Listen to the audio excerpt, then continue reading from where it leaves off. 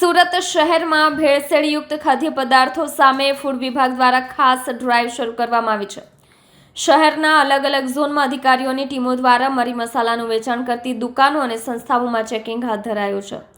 Food વિભાગની ટીમે રાંદેર ઝોનમાં આવેલી જલારામ મસાલા નામની સંસ્થામાં પહોંચી તપાસ કાર્યવાહી કરી હતી। અહીંથી લાલ મરચું, હળદર અને ધાણા જીરા સહિત વિવિધ મસાલાના સેમ્પલ લેવામાં આવ્યા હતા। અધિકારીઓએ મસાલાના નમૂનાઓ સીલ કરી વધુ તપાસ માટે પબ્લિક હેલ્થ લેબોરેટરીમાં મોકલ્યા છે।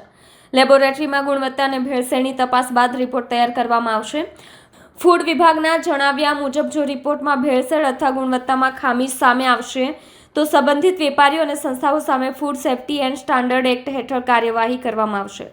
શહેરના લોકોના આરોગ્ય સાથે ચેડા ન થાય તે માટે આગામી દિવસોમાં આ પ્રકારની તપાસ વધુ તેજ બનાવવામાં આવશે તેવી માહિતી વિભાગ દ્વારા આપવામાં આવી છે। H S. Patel, food safety officer, Surat મહાનગરપાલિકા।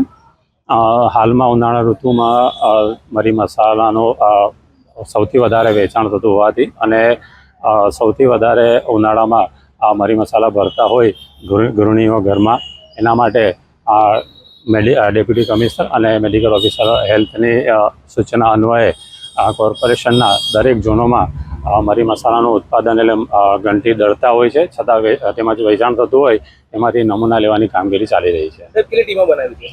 હાલમાં 4 ટીમો બનાવવામાં આવી છે અને એ એક રાંદેર ઝોનમાં, એક વરાછા ઝોનમાં અને એક અઠવા ઝોનમાં આ મુજબની કામગીરી ચાલી રહી છે। કઈ રીતે આ લોકો ભેળસેળ કરતા હોય છે? ભેળસેળમાં મરી મસાલામાં ભેળસેળનું પ્રમાણ તો હવે નથી જોવા મળતું, પણ એના જે સ્ટાન્ડર્ડ જે નક્કી કર્યા છે ફૂડ સેફ્ટી સ્ટાન્ડર્ડ એક મુજબના, તો તે મુજબનું છે કે નહીં એના માટે નમૂના લઈ આપણે લેબમાં મોકલવામાં આવે છે અને એનો રિઝલ્ટ આવ્યા બાદ ફૂડ સેફ્ટી સ્ટાન્ડર્ડ એક મુજબ આગળની કાર્યવાહી કરવામાં આવશે। રિપોર્ટ ક્યારે આવશે ને ત્યારબાદ કઈ પ્રકારની હા, નિયમ પ્રમાણે તો રિપોર્ટ 14 દિવસમાં આવે છે, પણ અમે બને એટલું જલ્દી રિપોર્ટ લઈ એ લોકો સામે જો એવી કંઈ ત્રુટિ આવે તો એની સામે કાર્યવાહી કરવામાં આવશે।